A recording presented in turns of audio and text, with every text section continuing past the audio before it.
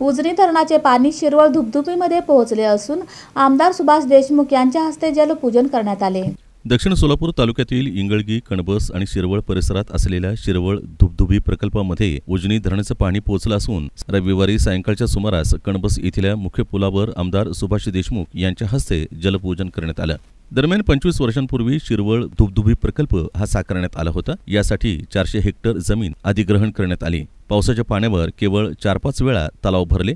आजूबाजूच्या 5-6 गावांकरता हा प्रकल्प खूप महत्त्वपूर्ण असून गावांचा पाणीपुरवठा देखील या प्रकल्पावरच आहे। त्यामुळे या तलावात पाणी सोडण्यासाठी शिरवळ येथील पंचक्रोशीतील नागरिकांनी उपोषण केलं होतं। त्याची दखल घेत आमदार सुभाष देशमुख यांनी 10 दिवसात पाणी सोडण्याचं आश्वासन दिलं। त्यामुळे हे आंदोलन स्थगित करण्यात आलं। आमदार सुभाष देशमुख यांनी तलाव पूर्ण भरून देण्यासाठी जून महिन्यापासूनच प्रयत्न सुरू केले। त्यानुसार रामपूर आणि हणमगाव इथले तलाव भरले। हणमगाव तलाव ओव्हरफ्लो झाल्यानंतर हे पाणी शिरवळ तलावात पोहोचलंय। दरम्यान रविवारी आमदार देशमुख यांच्या हस्ते जलपूजन करण्यात आलं। यावेळी कणबसचे सरपंच गंगाधर दुलंगे, शिवानंद पुजारी, लक्ष्मण किरनाळे, गंगाधर पाटील, इंगळगीचे सरपंच विनोद बनसोडे, शिरवळचे उपसरपंच बसवराज पाटील, बिलेणी पुजारी, इंगळगीचे राहुल वंजारे, सागर धुळवे, पुरुषोत्तम माने, गुरुप्रसाद माने, बोरुळचे ओंकार पाटील यांच्यासह शेतकरी मोठ्या संख्येनं उपस्थित होते।